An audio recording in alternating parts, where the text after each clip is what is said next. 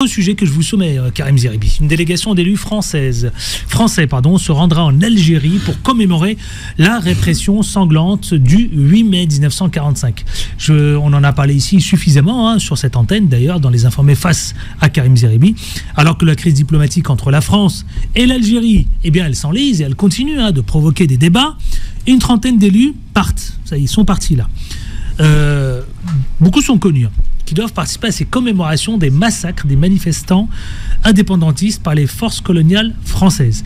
Alors, est-ce que tout cela, Karim Zeribi, est-ce que ce déplacement, est-ce que cette commémoration, j'ai envie de vous dire, si j'ose, faire grincer des dents? Écoutez, le 8 mai 45, c'est une date importante. Le 8 mai 45, c'est une date importante pour la France, parce que c'est la fin de la Seconde Guerre mondiale, donc, et c'est la capitulation de l'Allemagne nazie face aux Alliés, donc c'est une date importante, où à un moment donné, on fête et on célèbre la victoire de la France et de ses alliés sur l'Allemagne nazie, mais on célèbre aussi tous ceux qui ont donné leur vie pour cette liberté retrouvée. Et donc il est important qu'il y ait des célébrations. Mais le 8 mai 45 a aussi été un moment grave, douloureux pour les Algériens.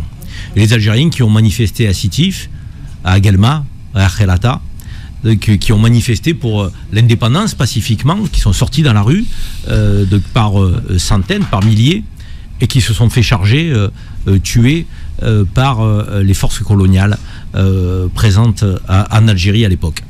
Et donc il y a deux 8 mai 45.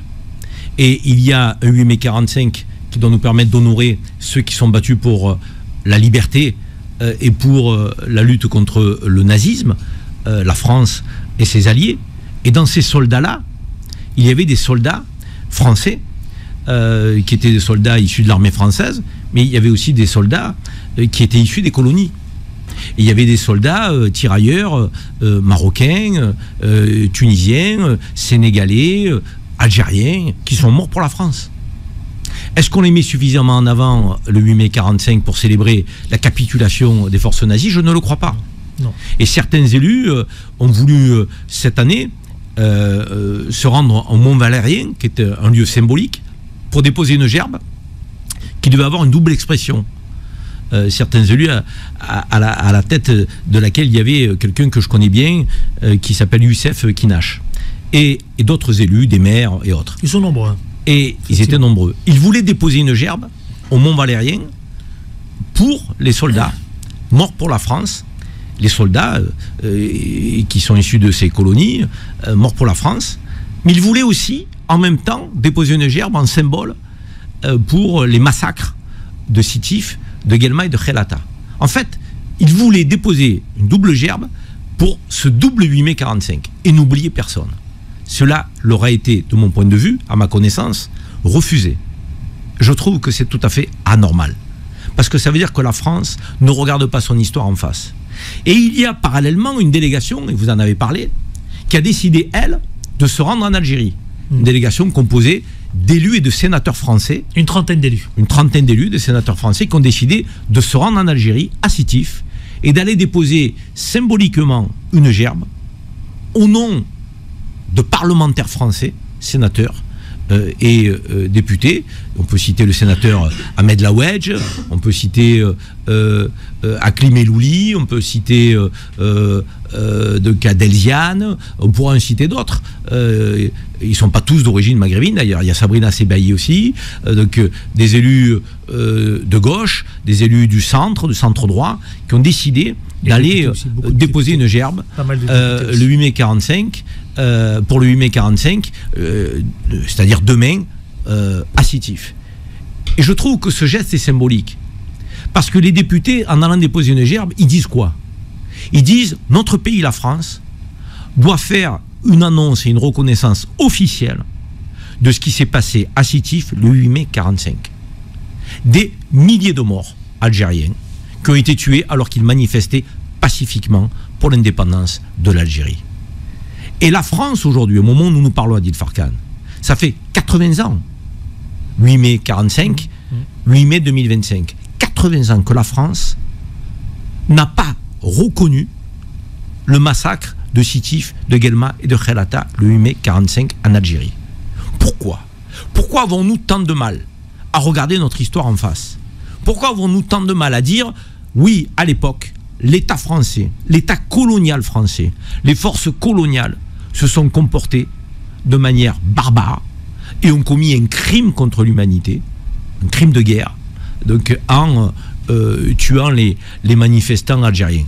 Pourquoi il n'y a pas cette reconnaissance? Pourquoi on a autant d'hésitation, on met autant de temps? Donc, ces sénateurs et ces parlementaires français se rendent en Algérie, à Sétif, pour dire symboliquement, si notre pays, la France, ne reconnaît pas officiellement ce massacre-là, nous le reconnaissons en allant déposer une gerbe en tant que parlementaires français, et on sait que les parlementaires français sont les représentants du peuple aussi. Et il y a eu une demande de reconnaissance déposée par qui? Par un député. De quelle sensibilité? LFI. Tiens, comme par hasard, le premier sujet qui concerne le second. Un député LFI a déposé une motion, donc une résolution à l'Assemblée nationale pour demander à la France de reconnaître officiellement le massacre du Sétif, de Guelma et de Khelata. C'est un député LFI qui a déposé cette demande. C'est Idir Bourmertit, député du Rhône, plus précisément un député de Vénissieux. Ça dérange. Et c'est pour ça qu'il faut diaboliser LFI. Voilà le type d'action que LFI mène à l'Assemblée nationale et le type d'action qui dérange la sphère politico-médiatique, qui ne veut pas aujourd'hui que LFI défende la Palestine, que LFI défende la reconnaissance des massacres commis par les forces coloniales françaises en Algérie, que LFI défende donc les quartiers populaires, que LFI défende les musulmans victimes d'islamophobie. Ça dérange. Voilà pourquoi ce parti, aujourd'hui, est montré du doigt, ciblé, diabolisé, fait état d'enquêtes, d'émissions de télé, de reportages, pour les décrédibiliser. C'est dommage, hein. C'est dommage parce que moi, je préférais qu'on ait un débat historique sur le 8 mai 45, un débat sur ce qui se passe en Palestine, un débat sur les quartiers populaires, un débat sur l'islamophobie. Moi, je suis un homme de débat, je suis un démocrate. Alors, vous parlez d'LFI, mais vous savez qu'il y a le sénateur centriste, avant de marquer une pause, du Lot, Raphaël Daubet, que vous connaissez certainement, également membre de la délégation. Il dit la déclaration suivante: reprendre le chemin du dialogue avec l'Algérie, pas souci par la reconnaissance de ces massacres qui ont eu lieu à Sétif, Guelma et à Khelata, de ce que vous dites tout à l'heure. C'est un travail de mémoire. Bravo, monsieur le sénateur Daubet. Bravo pour ces paroles de reconnaissance de l'histoire que la France, aujourd'hui, ne fait pas suffisamment. Sénateur centriste, hein. Oui,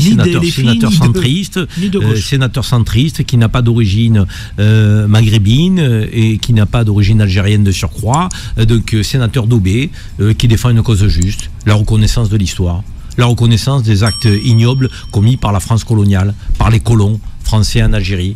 Mais pourquoi on a autant d'hésitation à le reconnaître? Pourquoi on ne regarde pas l'histoire de France en face?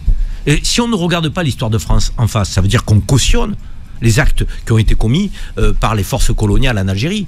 Ça veut dire qu'on cautionne donc, les massacres et l'ignominie de la colonisation. Si on ne reconnaît pas aujourd'hui, au XXIe siècle, donc en 2025, les crimes coloniaux français en Algérie, quelque part, ça veut dire qu'on les cautionne. Ça veut dire qu'en ne les reconnaissant pas, on les valide. Ça veut dire qu'on ne revient pas sur ce qui a été fait. On pourrait faire état de reconnaissance en disant la France n'a pas été digne de son idéal. La France a oublié tous ses principes pendant la période coloniale. La France coloniale a commis des crimes ignobles. Macron avait parlé en 2017, en pleine campagne électorale, de crimes contre l'humanité. Pourquoi on ne reprend pas ce terme?